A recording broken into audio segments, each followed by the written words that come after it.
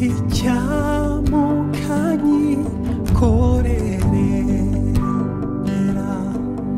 amaganya yanjye yose Yesu ngatumiza Uwiteka. Yesu nashimwe cyane. Nanone bene data nshuti z'umusaraba, turacyari kuganira ku ijambo ry'Imana dusoma mu rwandiko rwa mbere Yohana yanditse igice 3:1 hatubwira ngo iyo nta mutima uducura urubanza turatinyuka imbere y'Imana. Twabonye ko ikibazo gikomeye abantu b'Imana bafite ni ubutamenya. Niyo mpamvu Bibiliya ivuga n'Imana bivuze mu ijambo ryayo ngo ubwoko bwanjye bupfuye buzize ubujiji.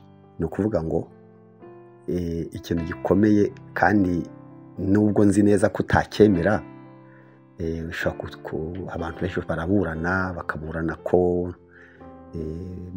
bakoze ibyo bagomba gukora, ko ikibazo kiri ku Mana, ariko si ukuri. Si ukuri. Ijambo ry'Imana ni itegeko, ijambo ry'Imana ni ubwenge. Noneho rero impamvu buriya ikintu wari ukwiye gusengera ni ubwenge. Ni ubwenge, kuko ubwenge nibwo buzatuma wivana mu bibazo unyuramo n'ibyo urimo. Kandi uramutse wigwije ukuri ugasubiza amaso inyuma, wasanga ubujiji bwawe bwaragukoresheje amakosa n'uyu munsi uri mu ngaruka zayo. Amahitamo mabi yawe niyo akugejeje aho ugejeje uyu munsi. Ahumurizwa no kumenya yuko datuga buriri noni azamubira nanjye. Njya nibuka mu gihe cyo kwa Loti, Imana igiye kurimbura ab'i Sodomu, yaje gusangamo umuntu ukanyakanya n'umuntu mbese nibura ugifite gukiranuka guke. Ku Sodomu n'i Gomora hari ahantu Imana igiye gutwika, ariko ibonamo umuntu nibura ugitekereza Imana. Marayika rero ugiye gutwika Sodomu n'i Gomora ahageze aravuga ati sinatwikana abanyabyaha n'umukiranutsi umwe. Imana ijya gukora icyo bita evacuation ngo imukure muri Sodomu. Imugira inama, Marayika abwira Loti ati rero hari ibintu tugiye gusaba kugira ngo urokoke. Icya mbere, Imana ikoresha inama umuryango wa Loti we n'umugore n'abana, irababwira iti icya mbere ntimurebe inyuma. Kamubwire buri ibintu Imana itubwira ubona bisa nk'ibyoroshye kubyumva, nurese kureba inyuma bimaze iki? Imana yari ibabwiye ati ntimurebe inyuma, ngiye gutwika uyu mudugudu, ntimurebe inyuma. Iryo ni ijambo rya mbere ry'itegeko. Ijambo rya kabiri arababwira ati mugende mugere ku musozi twabatoranyirijeho aho mugomba kurokokera, ariho mugera. Icya mbere rero umuryango wa Loti wavuze. Loti yaravuze ati ntabwo tubyemera, nta cyizere tugufitiye.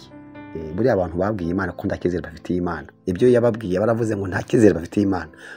Imana ireba mu iherezo, ikareba mu iherezo ihagaze mu itangiriro.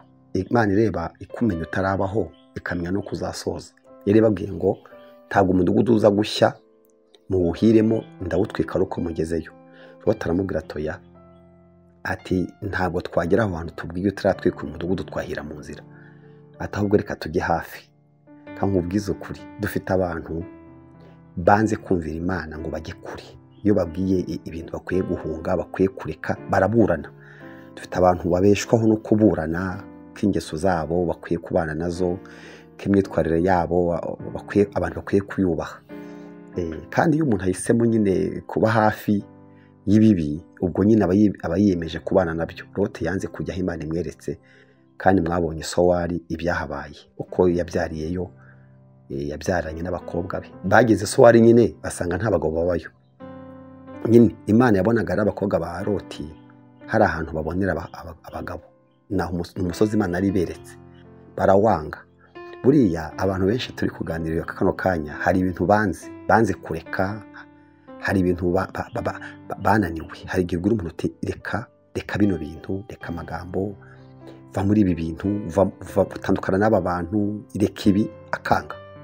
Kavuga ati ndabyanze, abangaba bafite akamaro. Niyo baba ari abantu ubona bazamugirira nabi kubera inyungu wabonamo z'akanya gato, Loti nawe rero yaravuze ngo ntashaka kujya aho Imana imweretse, nyamara aho yarahisemo ntabwo ari kubona abakwe. Ntabwo abakobwa bagezeyo baravuga bati ahantu nta muhungu uhaba, reka turyamane na data aduhe iki, aduha abana. Ngiyi ingaruka ya mbere yo kutumvira Imana no kutajya aho ikweretse.